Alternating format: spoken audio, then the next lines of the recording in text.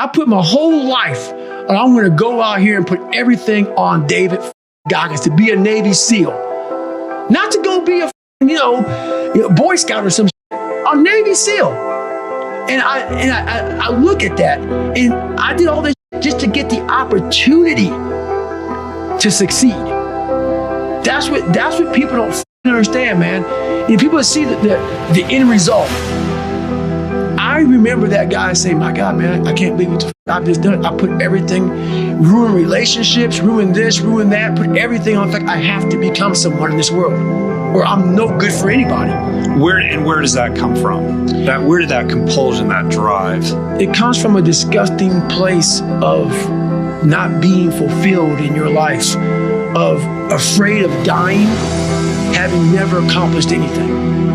That's a fear that some people run away from, that people don't want to face. When you have a real fear of dying and being just another person, that I live to pay the bills, I made $1,000 a month. This is my life. I spray for cockroaches, man. If that makes you feel good, that's great. It didn't make me feel good. I wanted to, the first time in my life, after 26 years, or 24, 25, whatever it was, I wanted to feel good about myself.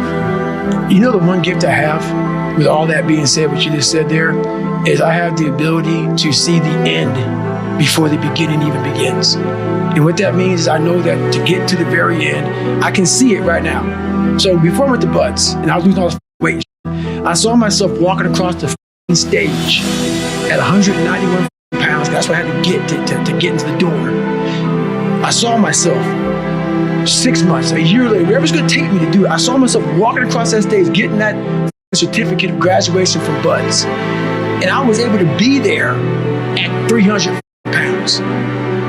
And that feeling, that I was nowhere near that feeling, I was able to put myself there 1,000,000 times every day. And that feeling of like, my God, that is going to feel amazing.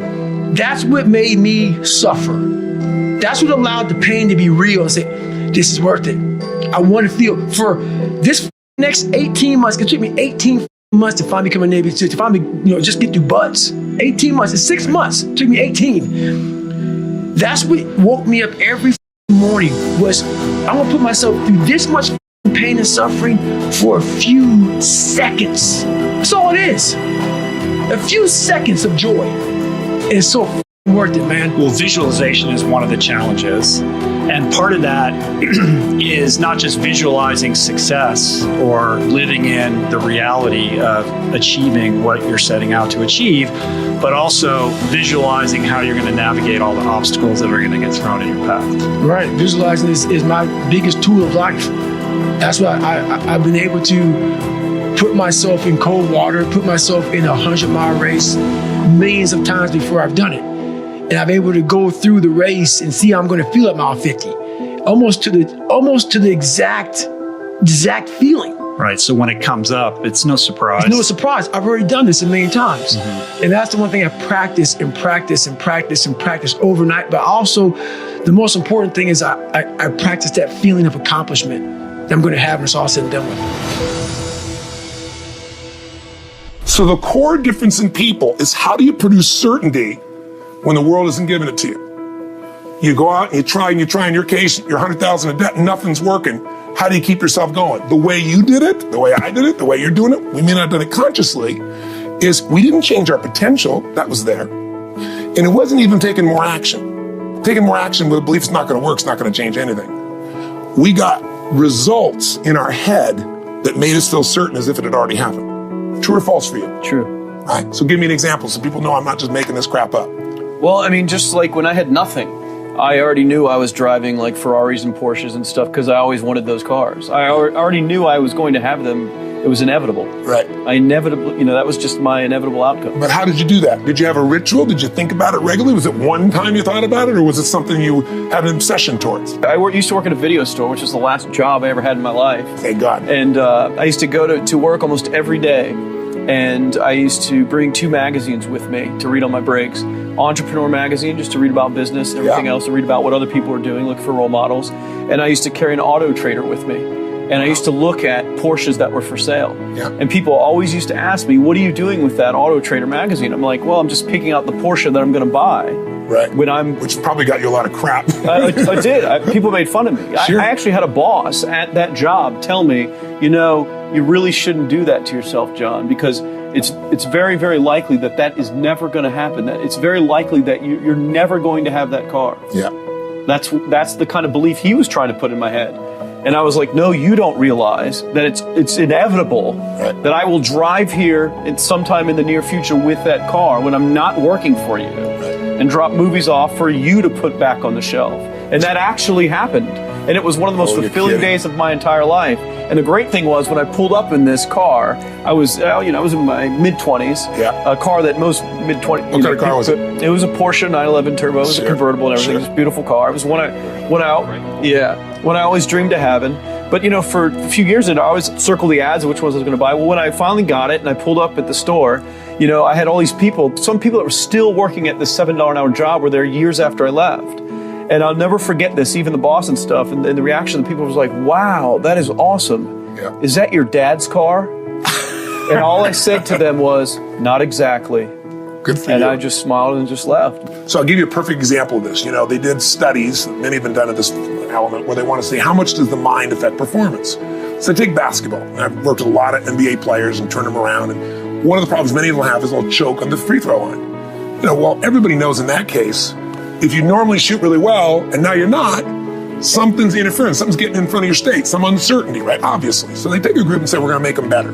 How do you make somebody better who's got this mental block? So they take a group of guys and they're going to do free throws, and they do one group where they just practice for 6 weeks. Totally intense practice, and I forget the number of free throws, but they got to do this many free throws every day. Take a second group and they have them not practice at all. Obvious. And they take a third group and they don't let them touch a basketball. All they do is have them practice in their mind, but the key is, it's not practice makes perfect, it's perfect practice makes perfect, as corny as that sounds. So these guys see themselves making the shot every single time, conditioning their mind and body that it's perfect every time. They're not interrupted by a reality that would screw with them. So at the end of 6 weeks, they tally it up, and now they give them a test to see who has the highest free throw percentage success. What do you guess it's going to be? Well, the obvious person says, obviously, it's not the guys that didn't practice. But which one is it? The mind, or is it the ones that actually practice? I'm assuming the mind. Yeah, you would assume it because it's true. Right. You intuitively know the truth. That practicing's not enough. It's getting yourself so certain so many times that now when you go to do it, there's no hesitancy and you execute. It's having that absolute certainty that makes you tap your full potential, take massive action, get massive results, be reinforced having stronger belief. This is what makes somebody a star at anything. It's like Jack Nicklaus, the golfer. Yes. He visualized every shot and where it was going, landing right where he wanted it before he ever hit it. Every single time. And what do most golfers do? Time. They just take a practice swing and they kind of hope for the best and point in the right direction and hit it. I saw this psychic palm reader sign, and she gave me a reading, and she said, you're about to do 3 things, 3 movies that will be very, very, very big and very important, and after that, it will be impossible for anyone to knock you down from that place. I worked in factories. I had a 9th grade education. And it's a series of crushing disappointments. And I just go into a different gear. I go into, don't know how it's going to write itself, but it will. I don't know how.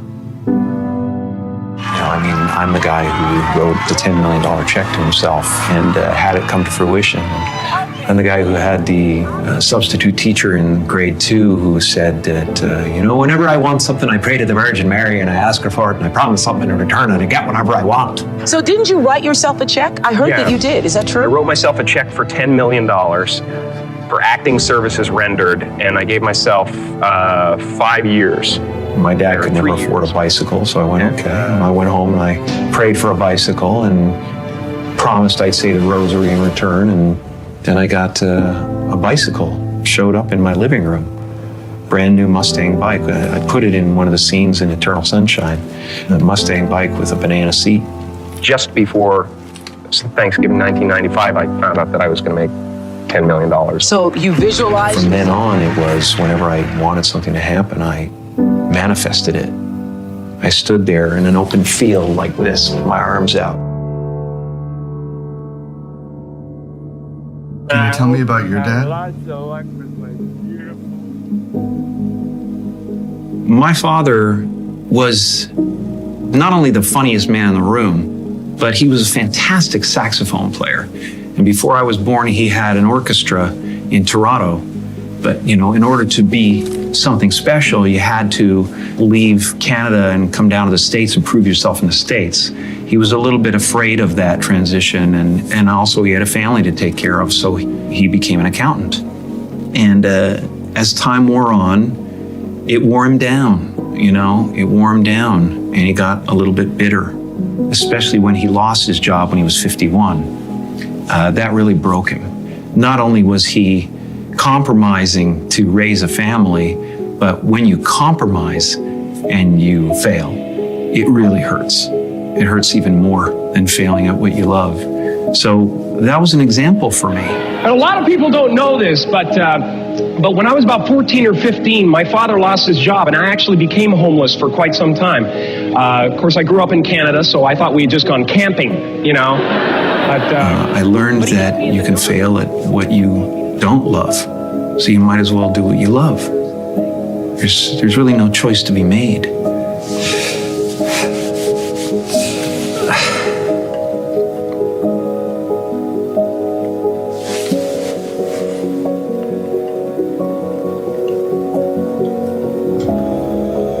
What you want to be, you know?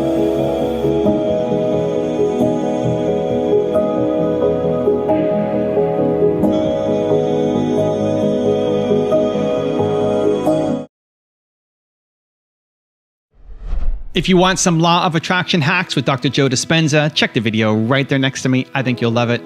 Continue to believe, and I'll see you there. When I get my new car, I get my new house, I get my new relationship, then I'm going to feel so great. Now, well, then they're back to the program, waiting for it to happen.